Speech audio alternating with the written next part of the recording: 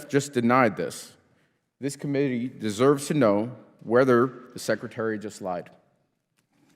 Mr. Secretary, many believed you were underqualified for this role. You've been Secretary for 4.5 months now. For the sake of the American people and our service members, I hope you've done your homework since. Let's talk Indo-PACOM. What year has the Navy publicly set as the benchmark for being ready to fight a war with China? Well, it needs to be right now. We know what China has said. I'm glad to hear that, but there is a publicly right set date. Well, we know it wouldn't be me prudent for me in this environment to 2027. reveal when we think we're ready. That's what China has said, and we understand what they're Secretary, saying, I and asked we want to for be a year. capable and ready for it. Not a filibuster. Vindman just told Pete Hegseth what no Secretary of Defense ever wants to hear. A military mother wants him to resign. Her son flew the very mission Hegseth discussed on Signal, and she believes his actions put lives at risk. Vindman asked the simplest question, do you owe her an apology? And Hegseth still refused to answer. If you value honest accountability and clear-eyed analysis, make sure to like this video and subscribe. It helps more people see moments that actually matter. Thank you, Mr. Chair. I ask unanimous consent to submit for the record an article. A distinguished member of this committee, Without objection, so ordered.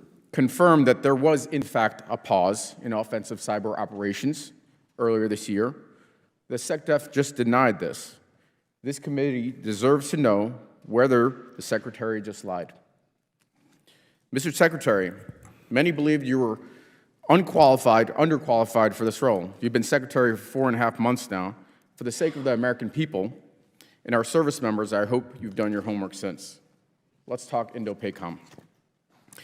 What year has the Navy publicly set as the benchmark for being ready to fight a war with China? Well, it needs to be right now. We know what China has said. I'm glad to hear that, but there is a it's publicly set date. Well, we know it wouldn't be Let me help you prudent out. for me in this environment to 2027. reveal when we think we're ready. That's what China has said, and we understand what they're Secretary, saying, I and asked we want to for be a year. capable and ready for it. Not a filibuster. 2027 is the year. According to unclassified DoD assessments, how many warships does China have in its Navy today? Many and growing. 370. It's the largest Navy in the world. How many does the U.S. Navy have today? Thanks to this budget, it's increasing It's a number. I'm looking for substantially, a number. but it's just south of 300. 296, pretty close. How many ships is China expected to field by 2030? I believe that's a classified number, but it's going to go There's a up DoD at a rapid CMPR rate.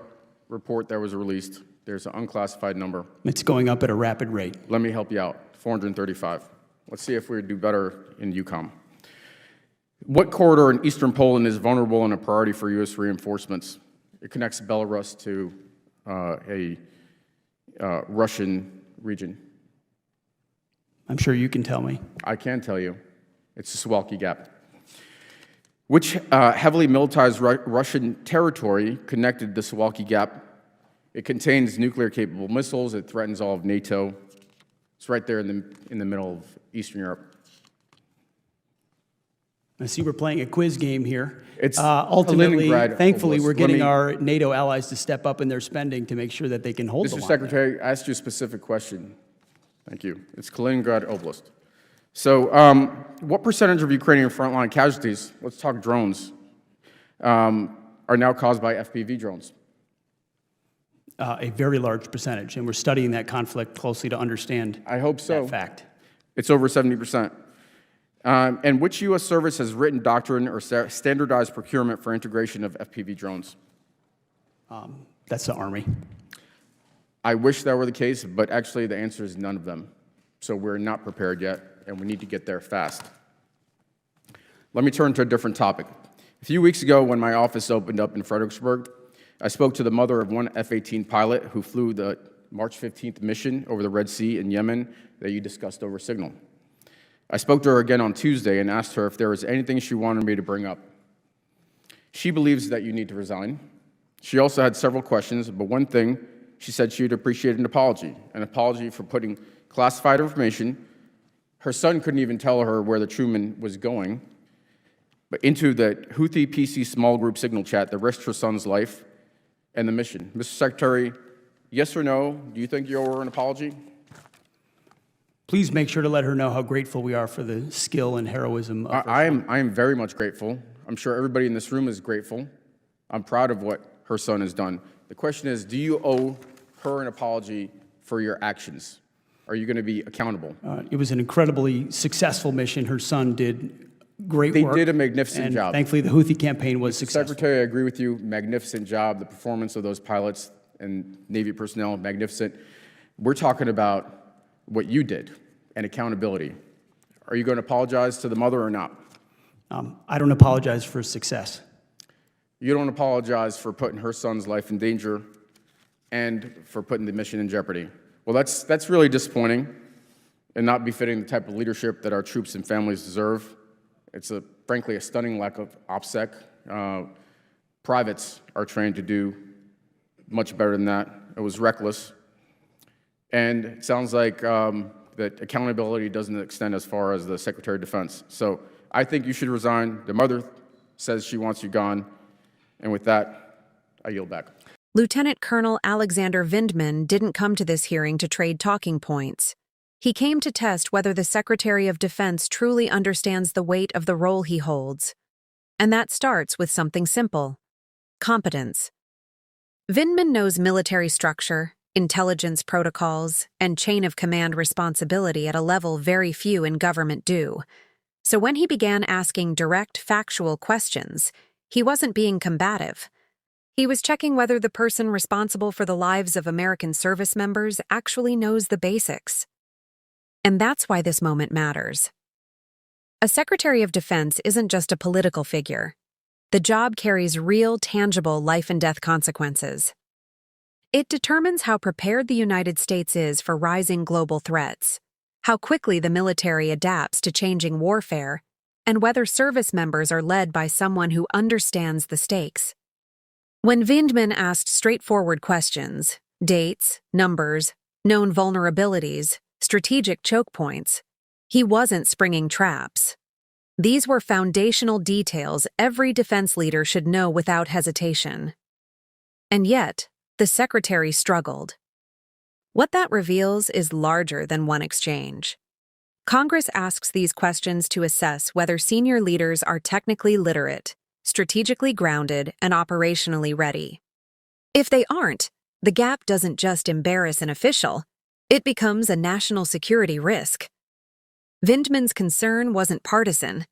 It was rooted in something far more serious. Service members cannot afford leaders who don't understand the full picture of the threats we face, from China's naval buildup to European pressure points to the rapid transformation of modern warfare. And that transformation is happening right now on the battlefields of Ukraine. When Vindman asked about FPV drones, he wasn't making small talk. Drone warfare is reshaping combat in real time, driving casualty numbers and redefining frontline tactics. If the U.S.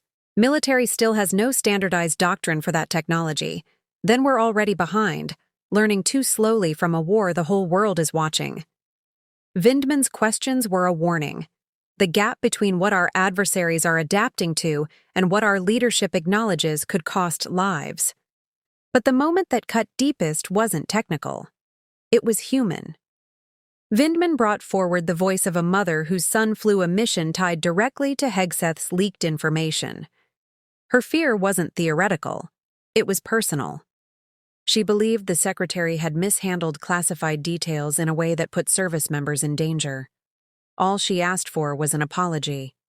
And Vindman simply asked whether he would offer her one. Instead, the Secretary insisted the mission was successful, and he owed nothing. That refusal revealed a divide in worldview. Vindman was looking for humility, responsibility, and an acknowledgement of human cost. What he received was deflection. And that's why his final point landed so sharply. Accountability is supposed to apply most strictly at the top. If the lowest-ranking private is trained to protect classified information with precision, then the Secretary of Defense should model an even higher standard. This hearing wasn't about political drama. It was a test of leadership, of whether the person tasked with guarding national security understands the threats, respects the stakes, and takes responsibility seriously. and Vindman showed just how far short of that standard the secretary fell.